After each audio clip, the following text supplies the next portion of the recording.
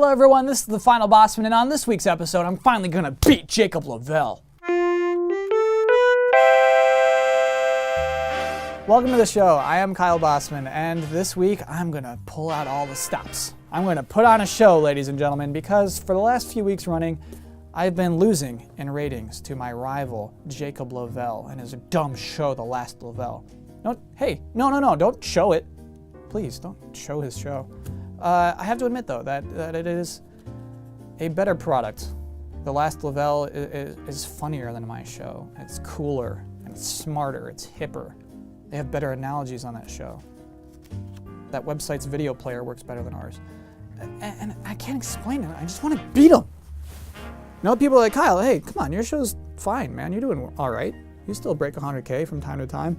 I was just like, yes, I get that. I know what I don't want to talk about it. It's completely unrelated subject matter. What I want to talk about this week, hey everyone, NPDs happened last week. And with those, global hardware tallies for our 8th generation consoles. Big deal. So where we stand now, the PlayStation 4 is at 7 million consoles sold, and the Xbox One is at 5 million consoles sold in to retailers. Which means sold to stores, not necessarily people. 7 million sold to people for PlayStation 4. This prompted Xbox's Larry Herb to publicly state on the Xbox One subreddit, "Congrats to Sony. As I've mentioned before, this is a marathon, not a sprint, and we know what we need to do." And then he winked. Today's list. Why it's completely okay that the Xbox One sales are far behind the PlayStation 4's. Number one, the Xbox One is still outselling the Xbox 360 at this point. The Xbox One, if I may say so, is a smashing success. We've learned that the global Xbox One sales are outpacing Xbox 360 by more than 60% at this point in time. So, if this trajectory continues, Xbox One is going to be the best-selling Xbox in Microsoft history. If this trajectory continues. And it should be noted that last month, the leading line was that the Xbox One was surpassing 360 sales by over 61% at that same point in time. So I think we should take that number very literally of 60%. But still, hey, that's something, right? Better than Xbox 360. And that was when the 360 was winning. Oh, it's this? Okay. This is the ratings report. Oh my gosh. The Last Lavelle is beating us already. Already? Damn. No, this is bad. This is bad for us because if you think about it, there's only so many people who are willing to watch a weekly opinion editorial video game show, and when he does well, it kind of looks like, you know, there's taking away potential viewers away from this show, which is bad. And I know, yes, some people will watch both shows, but you only watch the commercials once. You know, if you see them on Last Lavelle, chances are you're going to ignore them on my show. So it doesn't. So you know what? Get your head in the game, Bosman. Not out of this yet. Here's what I'm going to do. I'm going to bring out the tie. Here it is, ladies and gentlemen, the tie. The most anticipated tie of the year 2014. This baby is exclusive to this show. And, well, okay, not quite exclusive, but I think it really works best on the Final Bosman ecosystem. Number two, history proves that the underdog can still win. That's right, just like Larry said, this is a marathon. It's not a sprint, right? So, okay, whatever. Sony scored a bunch of runs in the first inning. Round one, Sony. Okay, good job, PlayStation 4. But one only has to turn to history to see that the Xbox One coming out on top is still a very real possibility. You think of the Super Nintendo and the Sega Genesis. That came out first, and it had a lead over the Super Nintendo. However, with superior hardware and god-tier software, the Super Nintendo pulled ahead in the end, becoming number one. Then the PlayStation came out and had a lead and sustained it. And then the PlayStation 2 came out early and had a lead and sustained it. But oh, hey, who could forget last generation when the underpowered and significantly cheaper Wii came out a year after the 360 and still came out to be number one. That was something, huh? So I'm saying there's still a chance. They're in? Oh my gosh. Here we go. Okay, the ratings. We're still down. Last Lavelle is still winning. Tie didn't change a thing. Do you know that this tie won more awards than ever at T3 last year? The terrific tie Texpo. Wasn't cheap. Oh, hold on. Actually, I'm getting a call. Hello?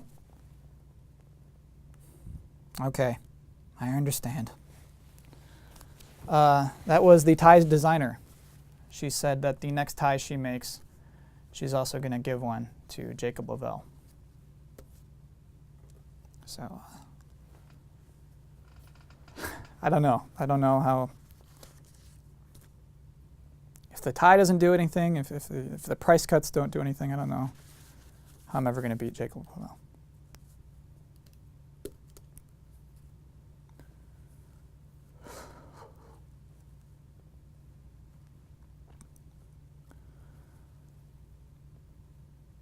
Second place forever. Number 3, just wait for E3, baby.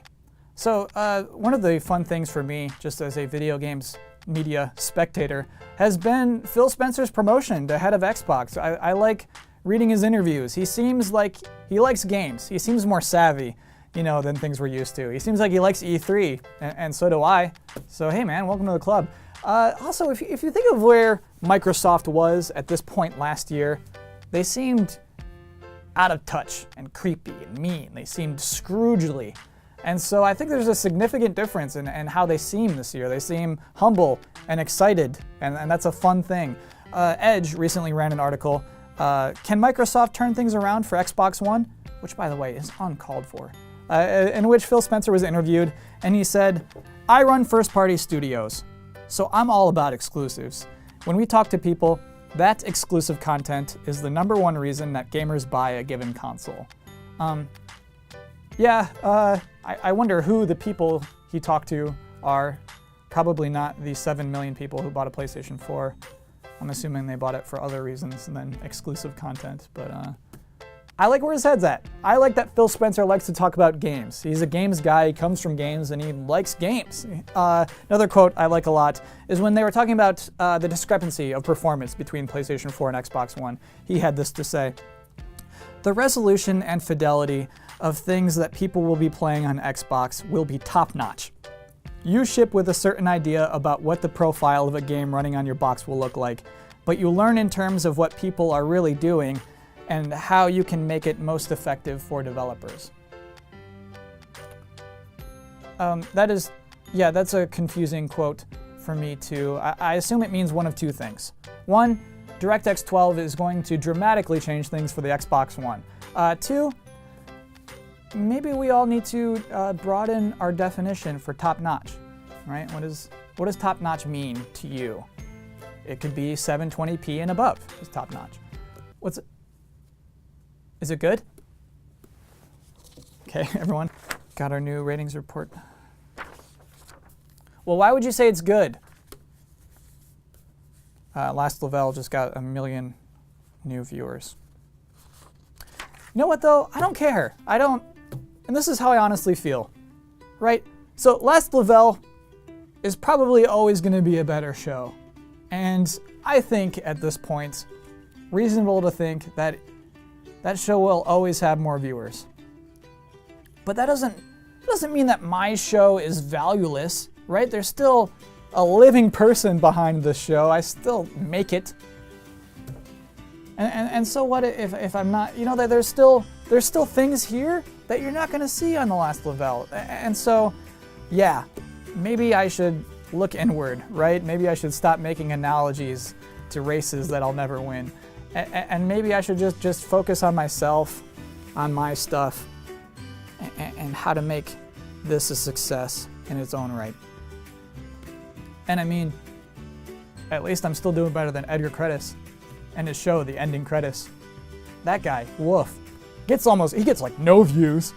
And you know what, it's like, it hurts to watch that show because he keeps delaying the episodes, and it's like, man, you are talented. If you would just stop investing all of your time into this thing that is clearly not going to work out, I think you could definitely have a better show, Edgar, but he just sticks to it every single week. It's real hard to watch that one. Anyway, that is the end of this week for this show. Thank you for watching. If you're on Twitter, you can find me at Kyle Bosman. I will be back here next Wednesday, and I hope to see you then. Thanks for watching.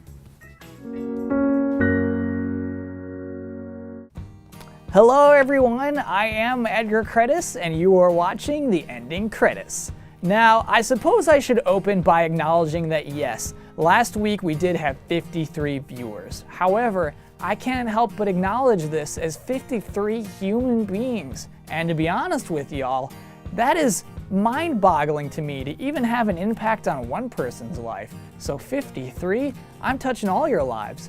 So I just wanted to say, from the depths of my heart, I'm very grateful for all y'all for watching. So today's episode, it's just gonna be me drawing a picture of a mountain lion. Always start with the eyes.